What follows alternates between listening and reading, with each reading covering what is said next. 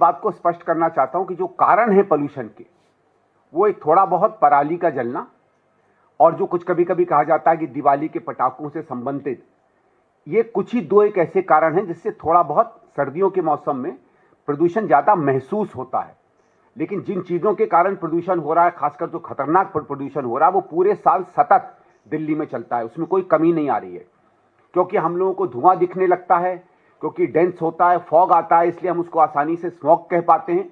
तो आप और हम अपने एहसास में, अपने अनुभव में उसका बिल्कुल एक समझ लीजिए परिकाष्ठा जो है पोल्यूशन की, उसको क्योंकि महसूस करते हैं, इसलिए हमें लगता है कि गर्मियों के मौसम में और मौसम में शायद हमको इतना उद्वेलित नहीं करता। लेकिन ये पूरे साल कहानी खतरे से खाली नहीं है। कुछ बरसात के मौसम, उसमें तो आप प्रकृति को ही धन्यवाद कर सकते हैं, जब सारा प्रदूषण बह जाता है। उसके अलावा हालत ऐसी है कि रहने लायक अब ये शहर नहीं बचा है। सबसे प्रथम जो चीज मानी जाती है, और वो पराली नहीं है जो बार बार हमारी सरकारें हमें गुमराह करती हैं। जब तक पंजाब की सरकार नहीं थी, आम आदमी पार्टी पंजाब पर मर दिया करती थी। जब पंजाब में आम आदमी की सरकार आ गई तो वो उत्तर प्रदेश और हरियाणा पर सारा दोष मरने लगी।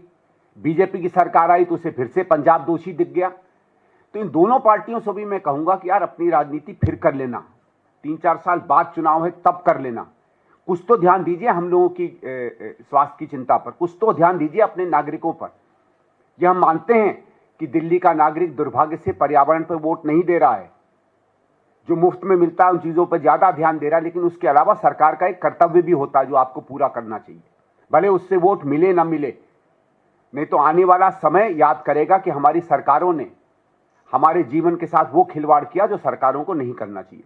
पहला इसका मैं विषय लाता हूं, जो सबसे बड़ा माना जा रहा है वो व्हीकल पोल्यूशन है, जो 30 से 45% के करीब वहां से पोल्यूशन आता है। और क्यों आ रहा है? और देखिए पिछले 10-12 साल में कुछ बहुत बड़े परिवर्तन तकनीक में आए हैं। उन परिवर्तनों का मैं थोड़ा सा आपको दूंगा कि जो ट्रकें हमारी पुराने डीजल में 10,000 पीपीएम के करीब प्रदूषण किया करती थी, वो घट के आज 10 पीपीएम हो गया है। BS4 BS6 के बीच में 90 से 100% के करीब नॉक्स, जो सबसे ज्यादा पोल्यूटिंग माना जाता है, वो कम हुआ है। टेक्नोलॉजी गाड़ियों की बेहतर हुई है।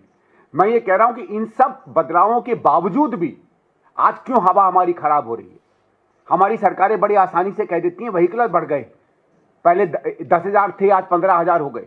तो इस बात को क्यों नहीं कहते हैं कि आज जो हर व्हीकल है वो पर व्हीकल बहुत कम पोल्यूशन दे रहा है उसके बनस्पत जैसा हाल हमारे से 8, 10, 15 साल पहले था। तो इस तरीके के छलावे में क्यों सरकार हम लोगों को बेवकूफ बनाना चाहती है?